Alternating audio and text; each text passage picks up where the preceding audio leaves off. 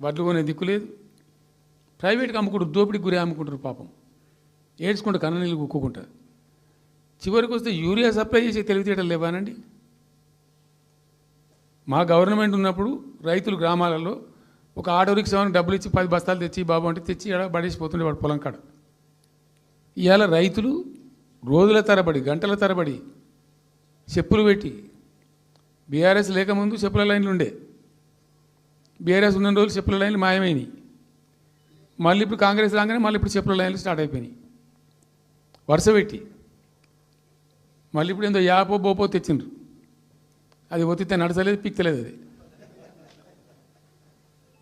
ఏ ఎరువు బస్తాకు యాప్ ఎందుకైనా నాకు అర్థం కాదు. ఇంకా ఆ యాప్లో కూడా నాకు పూర్తిగా తెలియలేదు. నేను రాత్రి కూడా చెప్పే ఆ యాప్లో ఏముంటుందట. ఇప్పుడు నాకు పట్టుందా, అది ఎన్ని మాటలు ఇస్తారట. సపోజ్ నాకు 3 ఎకరాలు ఉంది, 3 ఎకరాలు ఉంటే ఎకరానికి 2 బస్తాలు చొప్పున 3 సార్లు ఇస్తారట. అది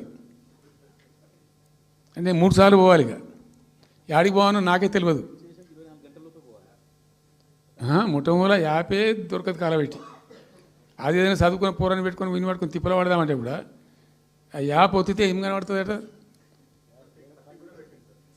యాప్ ఒత్తితే ఏం కనబడుతుందట. ఏ గోదాంలో ఎరువులు అని చెప్తారట. అంటే ఇలా గజ్వేల్లో చెప్తారు, రేపు సిద్దిపేటలో చెప్తారు, ఎల్లుండి సిరిసిల్లలో చెప్తారు. ఏ గోదాం పోవాలి, ఎటు పోవాలి, ఇంతకన్నా జోక్ ఉంటుందా. రైతులకు మండల కేంద్రంలో ఎరువుల దుకాణం ఉంటుంది, తప్పితే వాళ్ళ తాలూకా కేంద్రంలో ఉంటుంది ఎక్కువ. ఆడ సాగుకారు ఉంటాడు, ఇచ్చేటోడు ఉంటాడు, అప్పించేటోడు ఉంటాడు. మనం బాగా విస్తరించామమ్మా. నేను ఏమంటున్నానంటే 7,100 కొనుగోలు కేంద్రాలు పెట్టినాం కదా, వాళ్ళ ఊర్లో పోయి కొన్నాం కదా. ధాన్యం నెత్తిన పెట్టుకొని వాళ్ళ అంగడికి వచ్చి ఈ మార్కెట్ పనులు తిరిగి కూడా బంద్ చేసినాం కదా. అసలు రైతు సెంట్రిక్గానే మన పరిపాలన ఉండే కదా కంప్లీట్గా. అని మొత్తం సాప్ పట్టేసారు. ఇప్పుడు అరాస్ పాటలు వాడి 2 సార్లు రైతు బంద్ ఎగ్గొట్టిండ్రు. పెన్షన్ 4,000 ఇస్తామని 2 నెలల పెన్షన్ ఎగ్గొట్టిండ్రు.